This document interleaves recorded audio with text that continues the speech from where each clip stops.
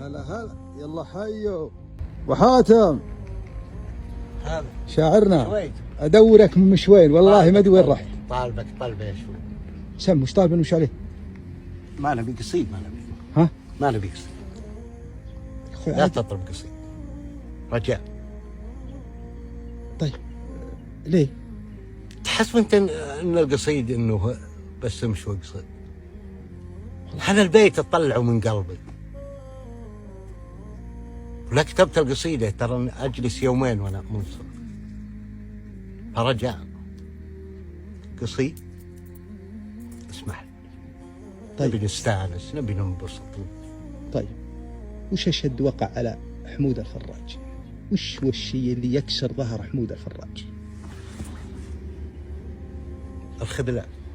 الخذلان؟ ايه، يعني تنخذل من اشخاص كنت هاقي بهم انهم يعني لا براي لا بأي حاجة، تفاجأ وقت الحاجة انهم يخذلونك وانك ما تلقى احد.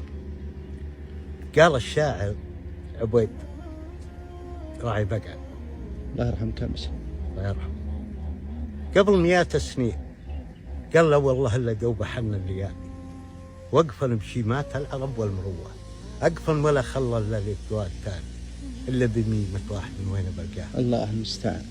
هذا قبل 100 سنة. واليوم ما هي بس شيمة اللي اقفى، الشيمة والفزعة، لكن باقي خير يا ابو. وين تلقاهم؟ يقضي عمرك وانت تدور على واحد فتراعي مصالح حياتك ولا طيب تدور على تعد المشاهدين وعد. ها؟ يحصل لنا قصيدة بعدين، ما هو اليوم. بيض الله وجهك يا ابو بعد حق الخشب. ابو حاتم سمت لنا الهواجيس. والله ها؟ والله الحمد لله. قصة حزن وش يقول؟ يا ابو سعود لا تلف يا حي. وش لا غثك؟ القصيدة انا اطلبها. ادري والله ان له مواجهة، لكن عادي يا ابو حاتم. فضفضة، ترى الفضفضة حلوة.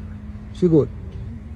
صدرت قصة قاسية فوق الأولى تشرح مشاوير الحياة العنيدة، قصة حزن ما هي سواليف عشاق ترسم معانيها بيوت القصيدة. أنا الذي حزني سكن وسط الأعمال، كنا التعاسة في خفوقي وليدة، والسجين اللي عشق شمس الأشراق واصبحت معشوق القفل والحديدة. رفعت مفهوم الألفة فوق الأعناق، مسكين واحلم في حياة سعيدة. سلام. صح لسان، صح لسان.